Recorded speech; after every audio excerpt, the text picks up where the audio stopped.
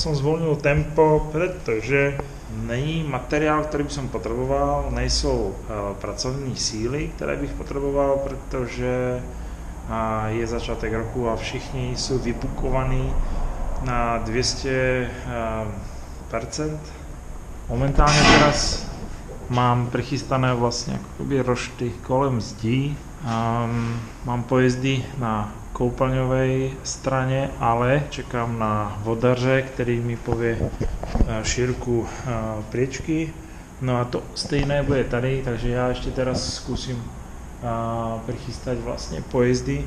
Pojezdy používám standardní, které jsem si oblíbil, značka Laguna. Je to taková směs kousků, které se používají na pojezdy na skříně a má to nosnost 600 kg, což je optimálné a dá se s tím pracovat tak, jako potřebujete. Tak, je k tomu taková kolejnica a je to z hliníku.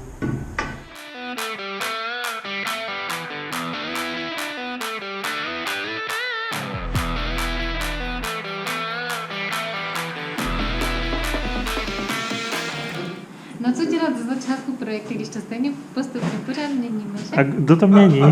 No vy? Dobře, s tou skriňou to ještě zvážím, ale držíme se spíš to, že teda umývadlo bude uprostřed. Práčka, umývadlo, sprcháč a jdeme na záchod. Jo?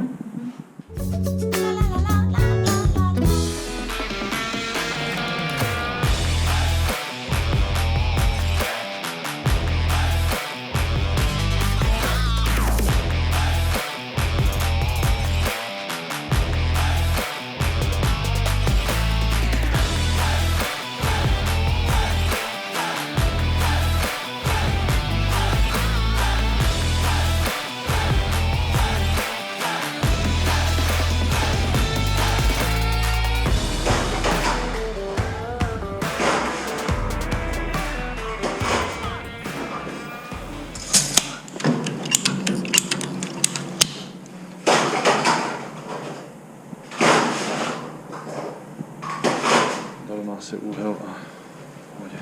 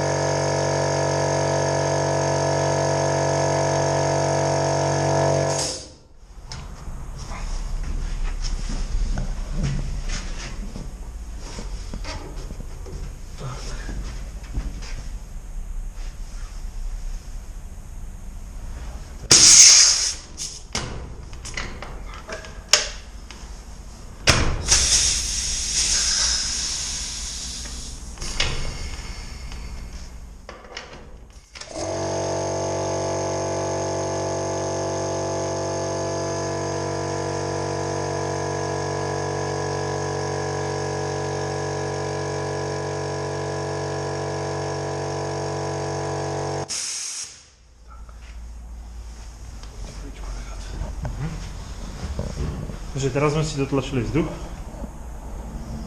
Robíme tlakovú skúšku, jo? Tak. A tú 50 korunáčku, čo sme tam dávali, na čo? My sme netlakovali ozývač. Perfektní. Víc tlaku z kompresoru nedostanem, takže Teď budeme čekať chvíľku. zkontrolujem provozně tlakem. Takže jdem na kávu zatím. Perfektní. Test proběhl úspěšně, to znamená, že můžeme tu 50 kačku vyťahnout stadiaľ a už to dáme na živo tam na ostro. Perfektní. Super. Tak.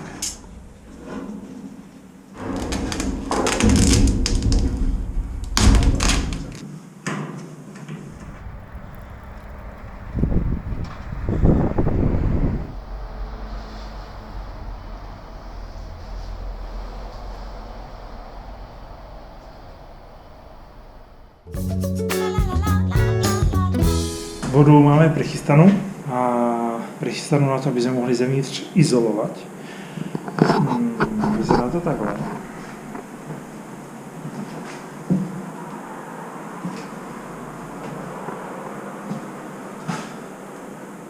Tak, odpady jeden a druhý pôjdu do jímky, která bude pověšená pod kontejnerem. Teď musím dodělat rošt na sadrokarty kolem záchodu, ať sa to môže pekne dodelať. Dôležitá vec. Dodávateľ, respektíve výrobce izolácií, ktoré som chcel použiť, mi presunul termín z 1. lednového týždňa na únor mesiac. A jelikož by sme boli v skluzu, zvolil som teda netradičnú formu, a to bude foukaná piena. Nejsem zvyklý s tým pracovať. Uvidíme, jestli si to dokážem spraviť sám a zabezpečím stroj, alebo príde priamo firma, ktorá to spraví. To ešte nechám otevřené. Nicméně, na to, aby som začal izolovať, potrebujem mať prichystanú elektriku, ktorú si začneme robiť v pondelok. A musím mať prichystané všechny veci a respektíve všechny zváračské veci, ktoré potrebujem privažiť, pretože ako náhle to zaizolujem a zafoukam pienou, tak už to bude docela obťažné. Takže potrebujem prichystať držáky na postele, pretože sme sa rozhodli, že spravím rošty, ktoré budú priamo na sadrokartónu, alebo teda na železe, ktoré bude trčať zo sadrokartónu. Pak musím prichystať komín na kamínka, ktoré budú tady. A pak musím ešte spraviť všechny držáky, treba na televízii, na stojnu, ktorá bude tam uprostred v obýváku, respektíve v ložnici. No, sú to takové veci, takové drobnosti, ale musím na to mysleť už teď, pretože pak sa k tomu nedostanem. Takže tam všade, kde bude niečo ťažké, musím prichytiť nejaké konzoly pod sadrokartón, aby sme sa chytali do pevných vecí a navisela to priamo a iba na tom sadrokartóne. No, takže na to teraz mám pár dní, aby som si to všechno vychytal, privařil a pak zvenku, takisto zvenku už nebudem môcť vařiť a svařovať na kontejneru na plechu, budem môcť vařiť akurátne na profiloch, ktoré sú z duplu, to znamená, že jekl, ktorý je v rohu, tak na ten sa bude dať variť alebo privažiť vlastne konzola, ktorá bude držať tá kapsa, ktorá bude držať vlastne žalúzie venkovní, prípadne nejaké kladky navijaky, ktoré budú na terasu, ktorá by mala byť otváracia, ale to už sú veci, ktoré prezrádzam skôr, než samozrejme budú, ale na všechno sa myslí, ale to sú veci, ktoré sa budú dať privaržiť, pretože budú na profile, ktorému tá izolácia nebude znútra vadiť. Tak idem na to.